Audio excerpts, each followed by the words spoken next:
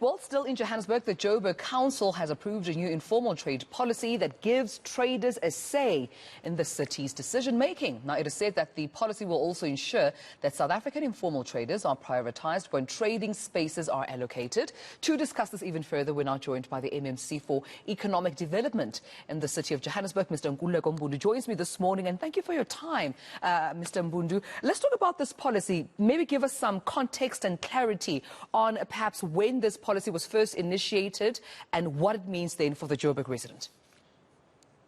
Good morning, Tumelo, and good morning to the viewers.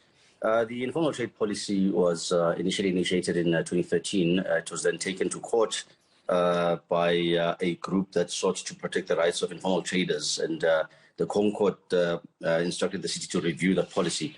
And as of 2019, the process had reached public participation and had been initiated, but it's been in draft for some time. It went back to public participation again last year, and that input from the public was received. So the process is that you go to public participation, then put it through what we call the Section 79 Oversight Committee, and then it goes to council for approval. So we've now gone past all those phases. Yeah. So with that being said, what does it mean then for the informal trader? It means that the space is going to be regulated. It provides so that allows the city to provide all the amenities that are required to support the informal trade. You've got to have pick it up on a routine cleanup. You've got to have Joburg providing pollution facilities. You've got to have JMPD doing proper bylaw enforcement, environmental health doing inspections, and so on. So it touches on all the parts of the departments of the city that have to provide support. Those services are geared towards a finite number of stalls, which is 8,100.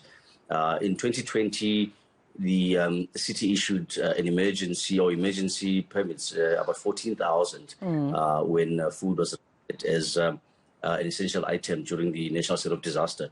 That number is unsustainable. We need to get back to getting to 8,100 stalls across the entire city. That way we are able to provide support. And it's important for the traders themselves, because then you don't find 1,000 people selling the same product. Yeah. You want to make sure that they've got enough value they can push high volumes. So before this policy, then before this conversation today, how disorganized was the informal sector within Johannesburg, would you describe? It is highly disorganized. I mean, you've got people trading in pavements where they are not supposed to be trading. So walking spaces on the sidewalks has been taken over by trading. If you go to a linear markets, it is just it's sprawling altogether out of control. So, the idea is that it doesn't make it feasible for anybody that's trading for them to make a decent living. Our objective as a City of Johannesburg is investment attraction, number one. So therefore, we need to have a clean city in order for us to attract investment. But number two is for us to put more money in the pockets of South Africans, right? And I specify of South Africans, and also then help them grow up the value chain. They can't be traders for the rest of their lives.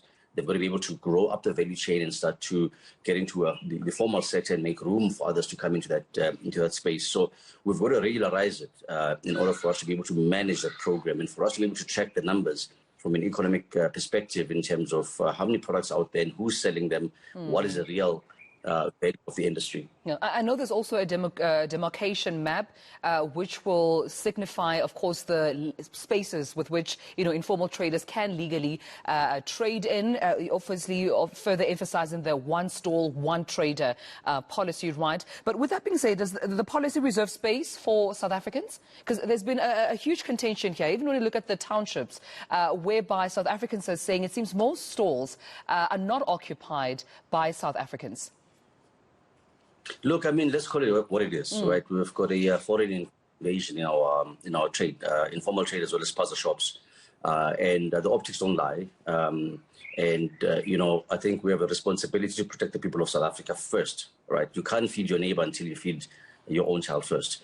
The challenge we face is that the Immigration Act, 13 of 2002, has a loophole for good or bad reasons. It makes room for asylum seekers to apply for trade, and that has been exploited, and essentially just that has taken over the market, and that's what we've got to be able to pull back. So we're balancing the act constitutionally, making sure that we're doing what we're doing within the framework of our constitution and our laws, but at the same time we need to make sure that we bring back dignity to our South Africans in that space. Yeah, I want to also talk about, information and just ensuring that informal traders are aware of the policy, they understand what it means. Because previously I've had a conversation around informal traders, goods being confiscated because they would be stationed at spaces which were illegal to trade in. How will you ensure that they are aware of this policy, they are part of the decision making in terms of, giving you commentary and public comments and so forth, but also they continue to uphold the bylaws of the city? So leading to the implementation of the policy, I'd met with a number of informal trading representatives and groups to keep them informed in terms of the developments and the development of our payment system, for example, and the application process and so on.